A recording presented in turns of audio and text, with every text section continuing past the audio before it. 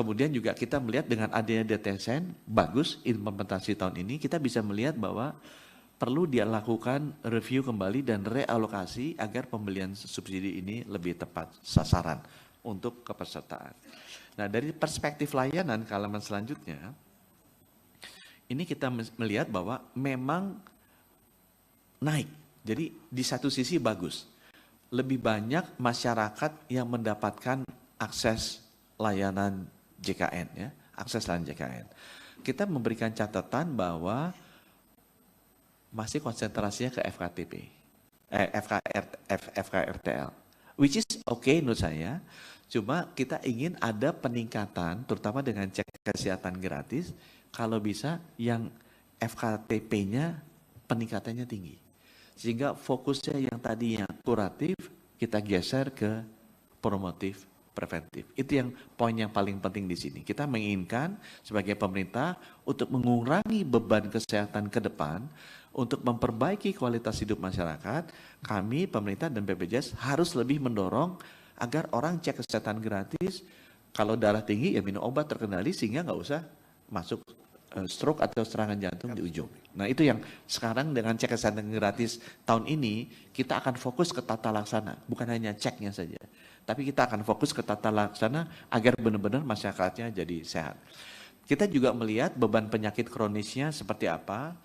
Ini sudah cocok dengan beban kematian, tinggal kita lihat kenapa stroke bebannya rendah, itu nanti akan kita lakukan analisa. Tapi kelihatan sekali bahwa tinggi gitu, grow-nya di sini ya. Dan ini kita akan jantung, ginjal, stroke itu adalah disebabkan oleh darah tinggi, gula darah, dan kolesterol yang tidak terkendali. Itu sebabnya kita pengen benar-benar fokus ke promotif preventif untuk ketiga hal tersebut, sehingga kenaikan jantung, ginjal, stroke itu tidak terus seperti ini ke depannya. Ya. Kemudian halaman selanjutnya, itu sebabnya Bapak Ibu untuk pelayanan di halaman selanjutnya, kita akan fokus besar-besaran ke promotif preventif. Tahun ini semua data CKG yang baru kita follow up karena tahun pertama jalan ini masih sekitar 8%-an. Kita akan paksa untuk semuanya bisa di follow up. Jadi orang darah tinggi akan kita kejar, kita paksa supaya minum obat amlodipin gitu tiap hari. Orang yang kena gula kita kejar untuk benar-benar minum obat metformin. Supaya apa? Supaya itu tadi kita melihat kenaikan biaya yang sangat tinggi yang jadi beban BPJS di jantung, stroke sama ginjal, itu kita bisa tekan. Dan juga itu sekaligus memperbaiki kualitas hidup masyarakat melalui program promotif preventif CKG ini. Di halaman selanjutnya dari sisi pelayanan, kami melihat juga bahwa tempatnya Pak Gufron itu sudah bagus dalam hal dari sisi demand side-nya. Nah sekarang kita lihat masih terjadi ketimpangan dari sisi supply side-nya, karena ini adalah tugas pemerintah untuk memastikan fasilitas layanannya siap.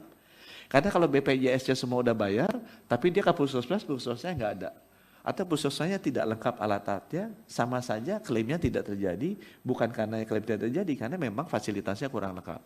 Itu sebabnya Kemenkes dalam 3 tahun ke depan akan sangat agresif untuk meningkatkan kualitas layanan ini. Kalau ada kenaikan bukan berarti banyak yang sakit. Orang yang tadinya sakit tidak terlayani, sekarang akan menjadi terlayani, dan kita harapkan coba halaman 12 tadi, halaman 12, ini akan lebih merata.